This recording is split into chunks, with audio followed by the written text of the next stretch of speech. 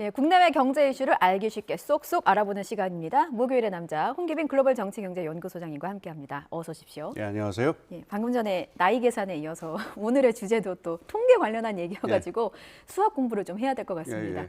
통계청이 해마다 발표하는 자료가 있는데 이게 그 가계 금융복지 조사 자료예요. 2022년도 자료가 나왔는데 저는 이 자료 보고 눈에 가장 띄는 숫자가 64배였거든요. 그러니까 이게 뭐냐면 보유 자산 규모가요. 상위 20%, 하위 20% 이 가구 간의 자산 규모 차이가 64배 벌어졌다는 결과입니다. 이거 어떤 의미를 담고 있습니까? 예, 먼저 그 가계 순자산 조금 이해하고 넘어가죠. 네. 그러니까 그냥 자산이 아니고요.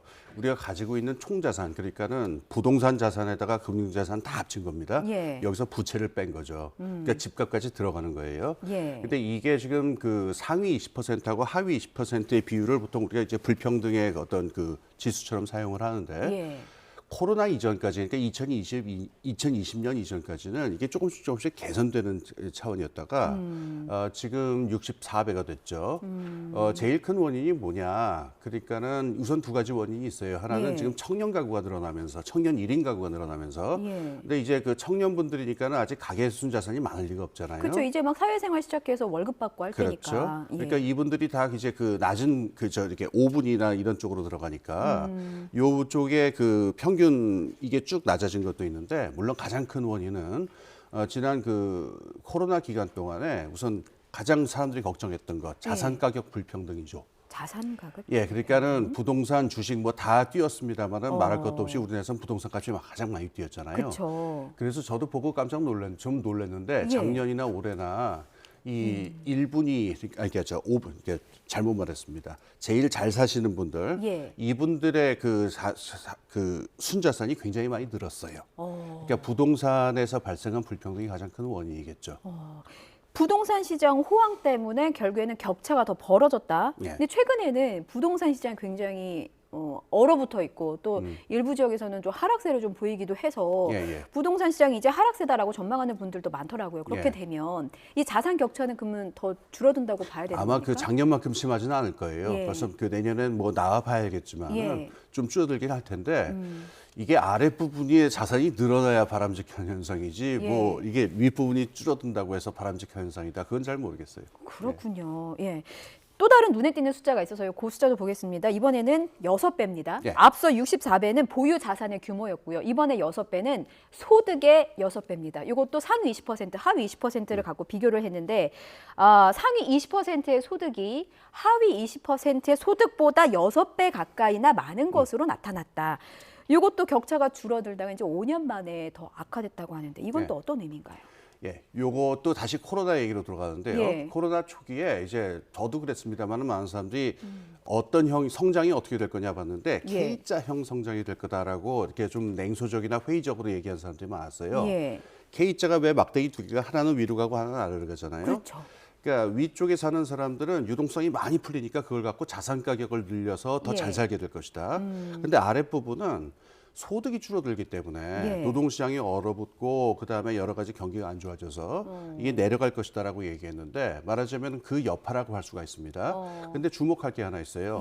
똑같은 코로나 기간이었는데 재작년보다 작년이 좀 더 악화가 됐거든요. 왜 그런 걸까요? 이 부분이 뭐냐면은 이 국가의 이전 지출, 그러니까 국가의 재분배 성격이 변했기 때문이라고 해요. 그러니까 코로나 첫 해에는요, 그러니까 보편 소득이 보편적인 지급이라든가 또는 저소득층에 대한 집중 지원 같은 게 많았는데 작년에는 이게 정책이 선회를 해가지고 소기업이나 그 영세상공인들을 도와주는 쪽으로 이게 재원이 많이 갔어요. 근데 이 하위 20%의 분들은 사실 그 중소기업이라든가 이 경기가 살아난다 하더라도 이 소외된 분들이 많거든요. 그러니까 이 부분에서는 그 하위 20%에서는 압도적으로 정부의 일방적인 이전 지출에 기대하고 있기 때문에 이 부분의 양이 줄어들면은 그냥 소득이 줄어들 수밖에 없어요.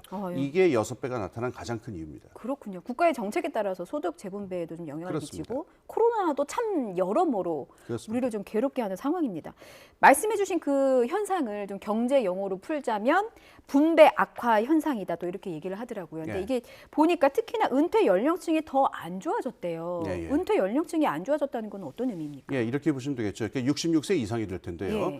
66세 이상의 사람들이 그 소득을 얻으려면은 연금이라든가 또는 그러니까 각종 사회보험이든가 그게 마땅치 않을 때는 국가의 이전 지출에 기대든가 예. 아니면은 그 노동시장 주변에서 스스로 이제 그 소득을 올릴 수 있는 일자리가 있어야 돼요. 근데 이 세 가지가 다 마땅치 않는 게 지금 우리의 현실이라는 거고, 그 다음에 아시다시피 우리나라의 인구의 불평등 때문에, 이 불균형 때문에 계속 그 이 노령층은 늘어날 거예요. 그래서 노인 빈곤율이 점점 더 악화될 것이다. 그러면은 이 노동시장에서 일자리를 얻을 수 있도록 뭐가 생기든가 예. 아니면은 정부나 사회 차원에서 무슨 대책을 세우든가 둘 중에 하나를 하지 않으면 이 추세는 계속되겠죠. 고령 사회를 맞아서 노인 빈곤율이 안 좋아지는 거는 정말 피할 수 없는 과제여서 대책이 좀 필요할 것 같고요.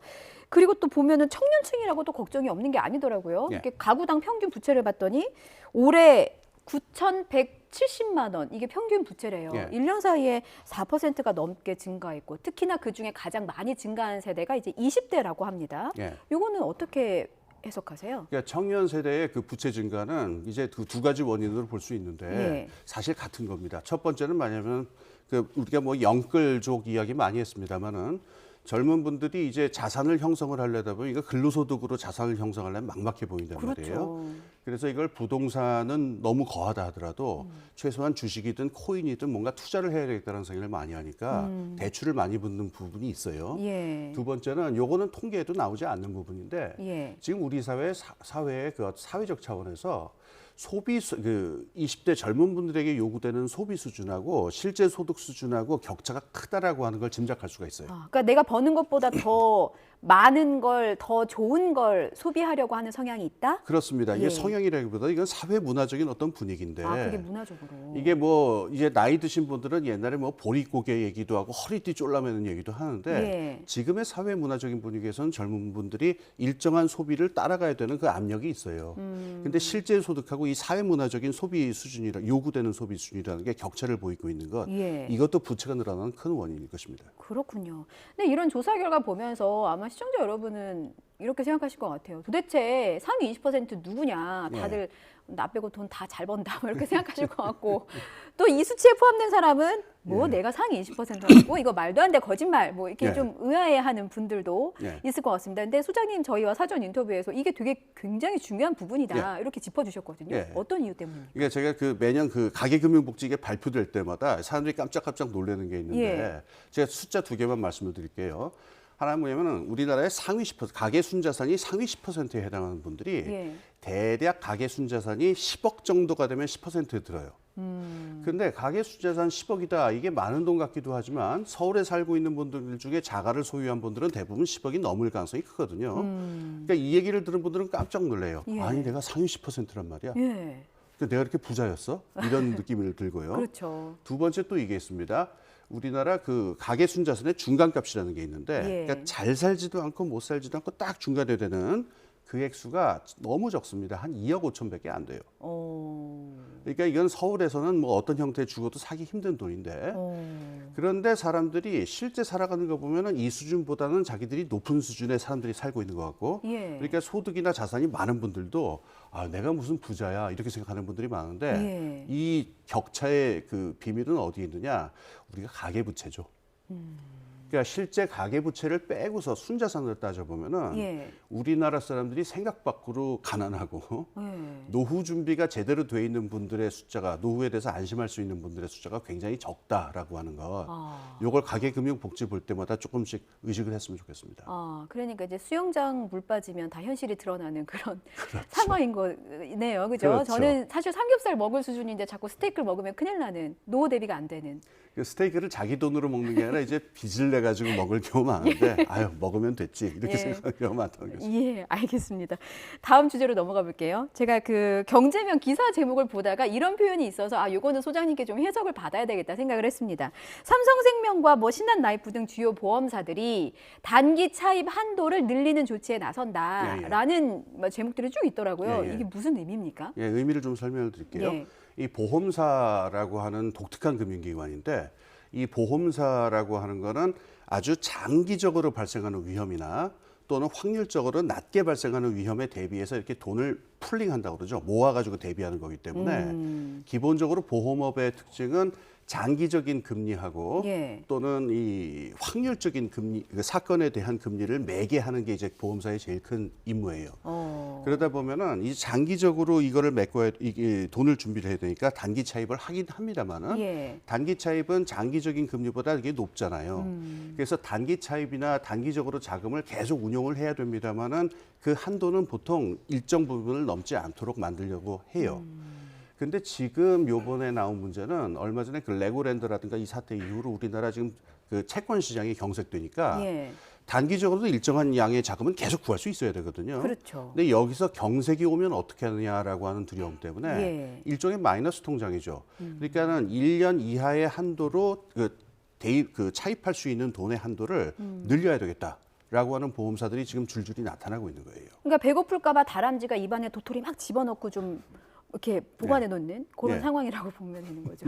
근데 그 입안에 있는 그 도토리는 썩지 않잖아요. 예. 있는데 빨리빨리 돌아가는 자금을 갖다가 이거를 갖다가 운용할 수 있는 이게 여차하면 경색될 수 있으니까 예. 이거를 좀 그 바지 허리띠를 좀 넉넉하게 풀어놓자. 풀어놓자. 예, 이 정도 의미로 보시면 되겠습니다. 그러니까 이게 막 혈관 막 시원하게 뚫리듯이 이제 좀 막혀 있는 동맥 혈도 뚫어야 되는 그런 상황인 것 같은데 예.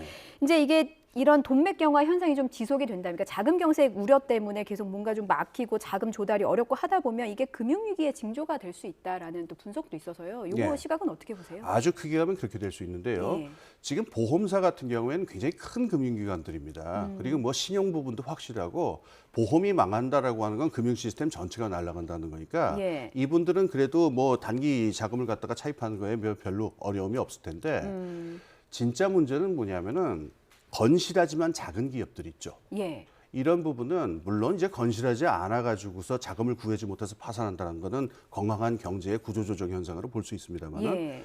충분히 사업성도 있고 사업도 괜찮은데 자금이 경색되면 이것 때문에 안타깝게 도산하는 기업들이 나올 수가 있어요. 예. 그럼 여기서부터 시작해서 이제 큰 차원의 금융위기까지 간 데는 한참 길이 걸리겠지만은 당장은 굉장히 안타깝고 불평등하고 좀 맞으면은 그 온당하지 못한 일들이 경제에서 발생할 수 있으니까 이런 그 안타까운 고통들이 나타나는 것 이게 자금 경색에서 우선 걱정해야 될 문제겠죠. 그렇군요. 정부에서는 지금 자금 시장의 경기 회복은 조금 한동안은 어려울 것이다 이렇게 전망하고 있던데 예. 그러면 정부 차원에서는 어떤 대책을 좀 마련하면 좋겠습니까? 지금까지 많은 대책을 내놓긴 했습니다. 예. 그러니까 50조 플러스 알파라고 하는 얘기도 있었고 예. 많은 자금을 이 경색에다 막기 위해서 풀겠다라고 얘기했는데 예.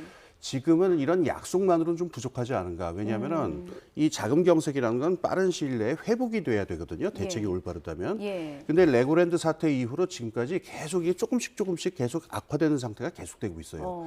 그러니까 내년 상반기까지 이게 계속되면은 좀 문제가 많다는 얘기 나오니까 예. 자금을 풀겠다라는 약속만 할 게 아니라 어떤 구체적인 액션으로 들어가 가지고 예. 어떤 부분은 적극적으로 매입을 하겠다라든가 적극적인 어떤 이런 방식으로 돈을 하겠다라고 하는 행동을 좀 보여줘야 될 때가 아닌가 저는 그렇게 생각합니다. 예, 행동으로 나서라 이런 조언까지 좀 해주셨습니다. 오늘 수업 공부 참 알차게 잘했습니다. 지금까지 목요일의 남자 홍기빈 글로벌 정치경제연구소장님과 함께했습니다. 고맙습니다. 네, 감사합니다.